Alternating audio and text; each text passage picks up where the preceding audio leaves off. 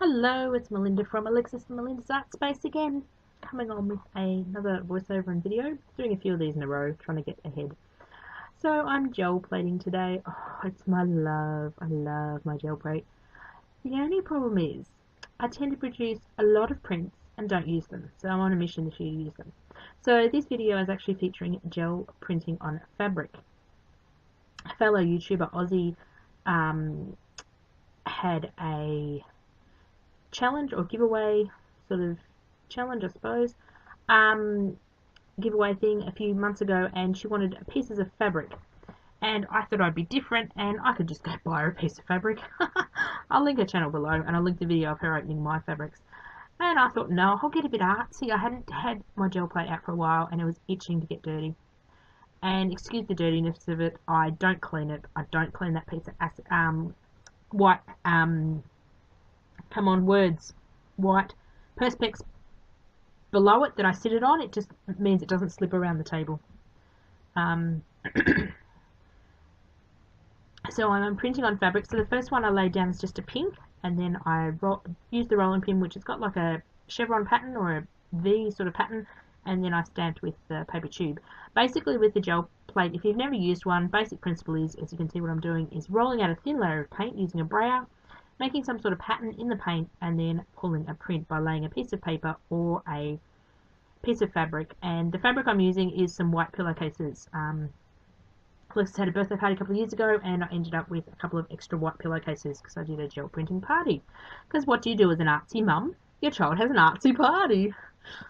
So I am basically just laying down a bit of colour to start with on the fabric, and then I'm doing another layer on top. So there I'm just taking off the excess paint. I don't clean my gel plate between colours because sometimes I like the crusty bits, as I call them, or the colours sneaking onto previous prints. And as you can see, that pink one has got a few purple bits around the edge. So each print you pull is not perfect. It leaves microscopical or big chunks of paint behind, and then you can pick them up as you do further layers.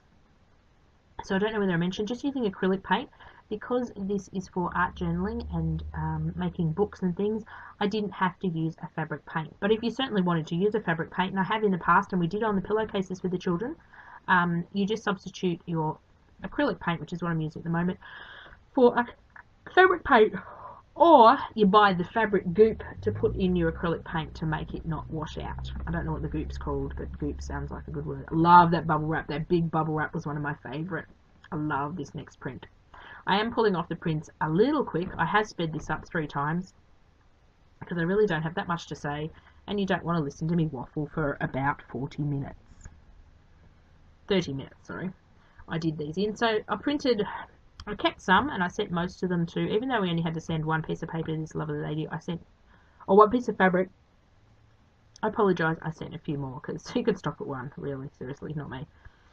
As you can see, when I'm wiping off my brayer, I'm wiping it off into strips onto scrap paper, and that's some printer paper. I'm also using some thin greaseproof paper from Woolworths, which is like a thin, or a bit thicker than tissue paper, also sometimes called deli paper. So a lot of people put their roller and put it over and over and over and over and use only the one sheet of paper.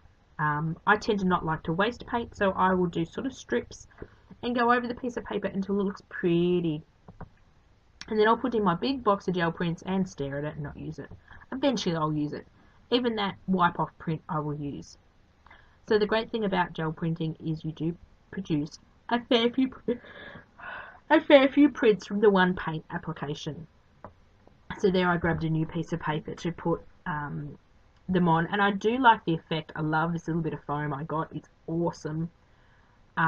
It's a foam offcut I got at a recycle store, and it's just, I love it. It just makes awesome, can I say awesome 3 times, impressions in the paint. I do apologise, it's 10 o'clock at night, and I must get some voices on my videos so I can upload them for you for the next few days. It's freezing cold here at the moment. I just did a video and I did the temperature in that video. I don't think I want to look again because before it was 8 o'clock at night and it was 4 degrees. It was a bit cold. It's got colder. So I like to smooth with my hand over the top of the piece of material or paper. Some people like to use another brayer. I find I like the tactileness of my hand. I like to really get in there and squish. And I'm very surprised my hands have stayed quite clean. Usually I'm a very messy gel printer, and I have paint everywhere. Sometimes I even end up with it on my nose. So I love this stamp as well. The rolling pin you saw at the start is a wooden rolling pin with a rubber piece of the decorative pieces in rubber, and this one's a wooden piece with the stamp pieces rubber or silicone, so the paint will come off it. They come from Typo many years ago. They're not available now. Typo is still in business, but they've gone into a lot less into the art stuff and more into the home decor stuff. So I love how that one turns out with all the dots. So as you can see, I was stamping it into the paint and then moving the stamp off onto scrap paper, that piece of paper you can see there with the yellow and the purple dots. And I did that every time, because if you just move it from place to place on the gel print without putting it on the paper, you're basically moving paint from one place to the other. If you're stamping off, you're wanting to actually remove the paint from the gel plate. So that is a tip. If you're using a stamp or using something like a paper tube, always stamp it off onto a piece of scrap paper. Then you get 2 for 1. You're getting your print, you're getting your scrap paper you're working on, and it just makes for a better print. So I love the gold. Oh no, I'm using green at the moment. I love the gold. As well, you can use metallic paints. You can use they're just normal acrylic paints. Kaisercraft, Montmark ones, and a few I've got from the little bottles from, I think, Spotlight or Lidcraft. So I just made sure my fabric was ironed, and then I just basically cut it up into pieces that were a little larger than the gel plate, because I thought if the lady was going to sew them into a journal cover or sew them into pages, it would give her a little bit of white around the edge of the print to enable her to put the fabric page in a fabric book or do something like that, and then the print will start at the edge of the page. She doesn't lose any of the print. I had so much fun gel printing. I did this a while ago, a couple of months ago. Here I go. I love my rollers. I've got about 3 like this. If you can't find these certain rollers, I have actually found fondant rollers. You know, the ones you can get for cake making to make prints into your icing? They actually work just as well. That one just doesn't want to roll onto the piece of paper. So I love my roller. It just makes it so smooth to get the full coverage on the gel plate, and I love the design. I must make a set of these papers for my, a set of these fabrics for my crafting. Alexis also loves to use the gel plate, and often we get out the gel plates. I've got them in several sizes now. This is the 8x10 inch plate. I've also got round ones and little ones, and I just love playing with all of them. Unfortunately, once you get one gel plate, you sort of want a few others and end up with quite a collection. It's very hard to stop at one.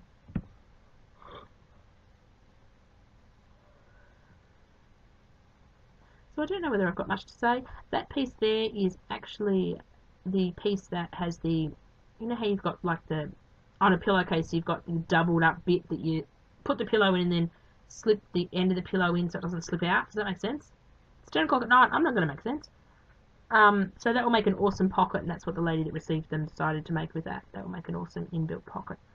So I don't waste anything when I cut up a pillowcase. I just basically cut it up to chunks of